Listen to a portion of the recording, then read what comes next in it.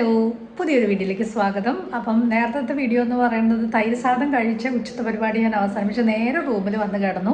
ഇപ്പോൾ ഒരു 3:15 സമയമായിട്ടുണ്ട്. 3:30 ആകുമ്പം നമ്മുടെ ക്ഷേത്രത്തിൻ്റെ ഇത് ഓപ്പൺ ആവും. അപ്പം നമ്മുടെ മധുര മീനാക്ഷി ക്ഷേത്രത്തിലേക്കാണ് ഇനി പോകുന്നത്. ഇന്നലെ വന്നിട്ട് ഇതുവരെ ക്ഷേത്രത്തിലേക്ക് പോകാൻ പറ്റിയിട്ടില്ല മീൻസ് ബാക്കിയുള്ള അമ്പലങ്ങൾ പോകുന്നത് കൊണ്ട് ഇത് നമ്മൾ ഇന്നത്തേക്ക് വെച്ചതായിരുന്നു. അപ്പം ഇനി ഈവനിങ് ആണ് നമ്മൾ കാണാൻ പോകുന്നത്. ഏത് സമയം കാണാൻ പോകുകയാണെങ്കിലും നമുക്ക് വീഡിയോ കാര്യങ്ങളൊന്നും എടുക്കാനായിട്ട് പറ്റില്ലല്ലോ. അപ്പോൾ പിന്നെ ബാഗും സാധനങ്ങളും ഞാൻ നേരെ വെസ്റ്റ് ടവറിൻ്റെ അവിടെയാണ് നമ്മുടെ ലോഡ്ജ് ഉള്ളത്. അപ്പം ഇവിടെ നല്ല സൗകര്യമുള്ള റൂമാണ്. എൻ്റെ സാധനങ്ങൾ കാരണം ഞാൻ ഓൾറെഡി റൂം മുമ്പ് വീഡിയോയിൽ കാണിച്ചിട്ടുണ്ട്. അപ്പം ഇവിടെ തന്നെ ബാഗും അതേപോലെ തന്നെ ചെരുപ്പ് ഫോൺ എല്ലാം ഈ റൂമിൽ വെച്ചിട്ട് തന്നെയാണ് ഞാൻ ഇവിടുന്ന് പോകുന്നത്. നേരെ ഇതിൻ്റെ ഫ്രണ്ടിൽ നിന്നാണ് കേട്ടോ പോകേണ്ടത്. അപ്പോൾ പോയി വന്നിട്ട് വിശേഷങ്ങൾ പറയാം. ബാക്കി ഇനി ഈ വീഡിയോയിൽ പുതുമണ്ഡപം എന്ന് പറയുന്ന ഈസ്റ്റ് ടവറിൻ്റെ അവിടെ ഒരു സംഗതിയുണ്ട്, അതൊക്കെ നമ്മളിന്ന് കാണാൻ പോകുന്നുണ്ട്. അതൊക്കെ ആയിരിക്കും കൂടുതലായിട്ട് ഈ വീഡിയോയിൽ. അപ്പോൾ എല്ലാവർക്കും പുതിയ വീഡിയോയിലേക്ക് സ്വാഗതം. ഇപ്പം ഞാൻ മധുര മീനാക്ഷി ക്ഷേത്രത്തിലേക്ക് പോയിട്ട് വരാം.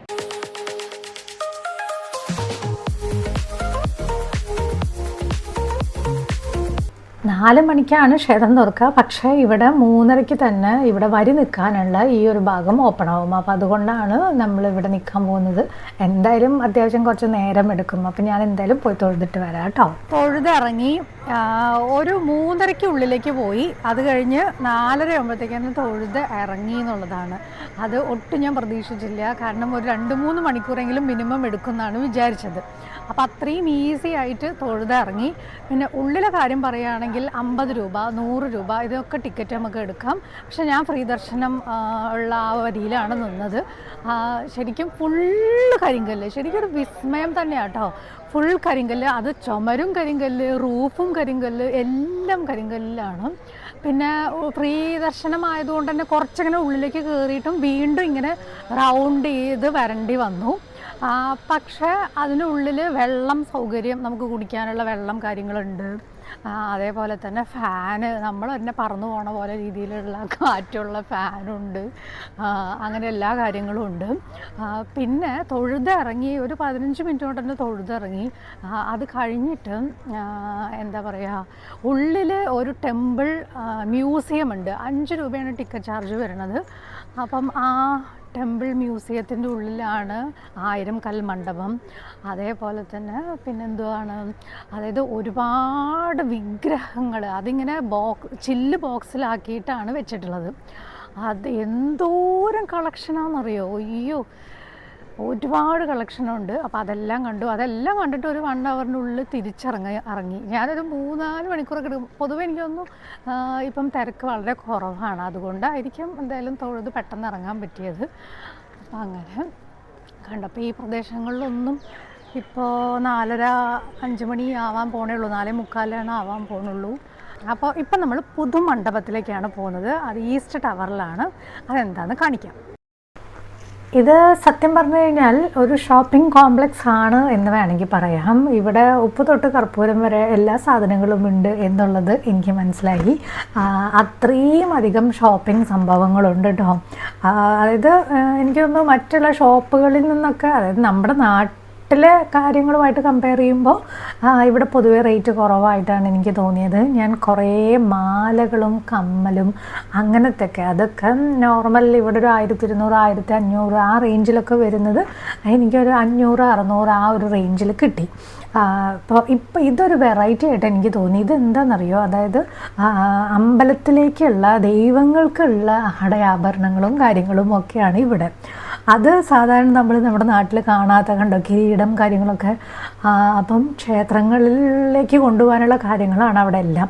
പിന്നെ ഒരു വെറൈറ്റി ആയിട്ട് എനിക്ക് തോന്നിയത് ഇവിടെ നിറയെ തയ്യൽക്കാരുണ്ട് എന്നുള്ളതാണ്. ഈ നോർമൽ നമ്മുടെ നാട്ടിൽ നിന്നൊക്കെ ആളുകൾ പറയാണ്, അതായത് ഡാൻസിൻ്റെ ഡ്രസ്സും കാര്യങ്ങളൊക്കെ ഉണ്ടല്ലോ, അതിനുള്ള മെറ്റീരിയൽ എടുക്കാനും അതേപോലെ തന്നെ തയ്ക്കാനും ഒക്കെ, അതായത് ഇവിടുത്തുകാരുടെ ഒരു ഏരിയ ആണ് ഇത്. പക്ഷേ എന്നാലും നമുക്ക് എല്ലാവർക്കും തയ്ക്കാനായിട്ടൊക്കെ കൊടുക്കാം. അപ്പം അവിടെ നിന്ന് കുറേ നടക്കാനും കാണാനുമുണ്ട്. ഞാൻ അതായത് ഫുൾ വീഡിയോ ഒന്നും എടുത്തില്ല. അത്യാവശ്യം അതെന്താണെന്ന് നിങ്ങൾക്ക് മനസ്സിലായിട്ടുണ്ടാവും. അപ്പോൾ ഇത് ഈസ്റ്റ് ടവറിൻ്റെ അവിടെയാണ്. നിങ്ങൾക്കൊരു ഷോപ്പിംഗ് ഉദ്ദേശമൊക്കെ ഉണ്ട്, പ്രത്യേകിച്ച് ഇങ്ങനെയുള്ളൊരു സ്ഥലങ്ങളിലൊക്കെ വരുമ്പോൾ അത് ഇഷ്ടമുള്ളവർ തന്നെയായിരിക്കും കൂടുതൽ, പ്രത്യേകിച്ച് ലേഡീസ് ആണെങ്കിൽ പിന്നെ പറയണ്ട. അപ്പോൾ എന്തായാലും അവർക്കൊക്കെ വരാൻ പറ്റിയിട്ടുള്ള ഒരു നല്ലൊരു സ്പോട്ടാണ്. അപ്പോൾ ഇതാണ് ഈ എന്താ പറയുക പഴയ ബിൽഡിങ് ആയിരുന്നു, പിന്നെ അതെന്തോ കത്തിയിട്ട് അത് ഇവിടുന്ന് ഇങ്ങോട്ട് മാറ്റിയതാണ് അങ്ങനെയൊക്കെ ഇവിടുന്ന് ഒരാൾ പറയുണ്ടായി കേട്ടോ. അതിൻ്റെ കൂടുതൽ ഡീറ്റെയിൽ എനിക്കറിയില്ല. അപ്പോൾ ഇത് നല്ല ഭംഗിയുള്ളൊരു നട, ശരിക്കും ക്ഷേത്രത്തിൻ്റെ പരിസരങ്ങളിൽ എപ്പോഴും നോർമൽ സ്ഥലങ്ങളെ പോലെ തന്നെ ഒരു പ്രത്യേക വൈബാണ്. നല്ല ചൂടും ഉണ്ട് കേട്ടോ ഇവിടെ. ഈ ഒരു സമയമൊന്നും ശരിക്കും പറഞ്ഞു കഴിഞ്ഞാൽ വരാൻ ആപ്റ്റായിട്ടുള്ളൊരു സമയമേ അല്ല. വീണ്ടും ഒരു ജിഗർത്തണ്ട കഴിക്കാൻ വന്നിരിക്കുകയാണ്. ഇവിടെ അങ്ങനെ വലിയ തിരക്കില്ല. ഈ ജിഗർത്തണ്ട അന്വേഷിച്ച് നടക്കണമെന്നൊന്നുമില്ല കേട്ടോ, കാര്യം നമ്മൾ പോകുന്ന എല്ലാ സ്ഥലങ്ങളിലും അത് കാണാം.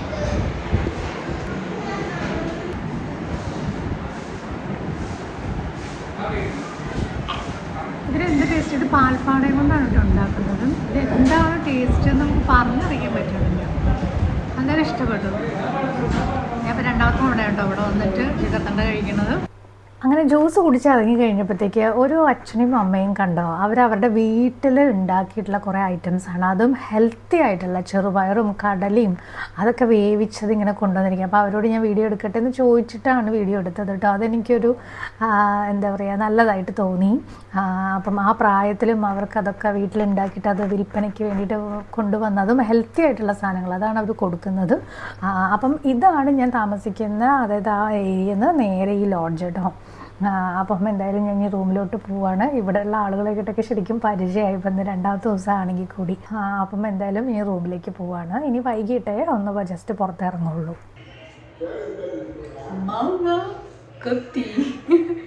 അതെ, ഇവിടെ എവിടെ നോക്കിക്കഴിഞ്ഞാലും മാങ്ങയും അതേപോലെ തന്നെ പേരക്കയും ഒക്കെ നിറയുണ്ട് കേട്ടോ. ഞാനിത് ഇന്നലെ മേടിച്ചാണ്, ഇന്നലെ ഒന്ന് കഴിച്ചു.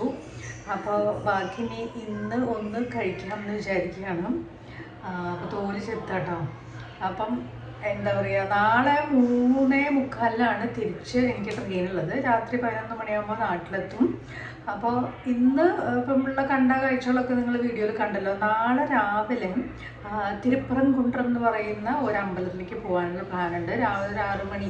ഇവിടുത്തെ വെയിലുണ്ടല്ലോ ഒരു രക്ഷയില്ല. നമ്മൾ വിചാരിക്കും നമ്മുടെ നാട്ടിലെ വെയിലാണ് ഭയങ്കര സംഭവം, പക്ഷേ ഈ തമിഴ്നാട്ടുകാർ അല്ലെങ്കിൽ അവർക്ക് വെയിലൊരു പ്രശ്നമില്ല. ഇപ്പം ഇന്ന് എൻ്റെ കൂടെ രാവിലെ അമ്പലത്തിൽ വന്ന ആ ഒരു ചേച്ചിയില്ലേ, അവർ പറയാണ് വെയിലൊന്നും ഞങ്ങൾക്കൊരു പ്രശ്നമേ അല്ല, വെയിൽ ഞങ്ങൾക്ക് AC മാതിരിയാണ്. എന്ന് വെച്ചാൽ അത് തമാശയ്ക്ക് പറയാണ് വെയിലൊരു പ്രശ്നം. ഞാനിപ്പോഴും വെയിലുള്ള സമയത്ത് കുട പിടിച്ച് നടക്കുമ്പോൾ ഞാൻ കുടയിൽ നിർത്താൻ നോക്കുമ്പോൾ വേണ്ട ഞങ്ങൾക്ക് ഇതൊക്കെ പഴക്കമായി എന്നൊക്കെ പറഞ്ഞിട്ട് അങ്ങനെയൊക്കെ പറഞ്ഞിട്ട് അങ്ങനെ. അപ്പം വെയിൽ ഒരു രക്ഷയില്ല. അപ്പം ഞാനാണെങ്കിലും ഒരു 11:11 9 മണിയാകുമ്പോഴത്തേക്കിൻ്റെ ഭയങ്കര വെയിലിന് ശക്തിയാണ് കേട്ടോ.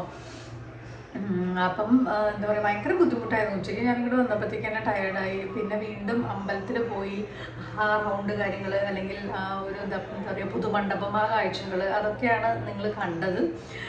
ഇപ്പോൾ ഒന്ന് വന്ന് വൈകുന്നേരം ഒന്ന് റെസ്റ്റ് എടുത്ത് ഭക്ഷണവും ഞാൻ കഴിച്ചാൽ അതൊന്നും വലിയ വീഡിയോ എടുക്കുന്നില്ല. ഞാൻ എപ്പോഴും രാത്രി ദോശ അങ്ങനത്തെ ലൈറ്റ് ഐറ്റംസാണ് കഴിക്കുന്നത്. അപ്പോൾ അതുകൊണ്ട് പിന്നെ പ്രത്യേകിച്ച് അങ്ങനെ അത് പറയാനില്ലല്ലോ കാണിക്കാനില്ലെന്ന് വെച്ചിട്ടാണ് അതൊന്നും എടുക്കാനത്.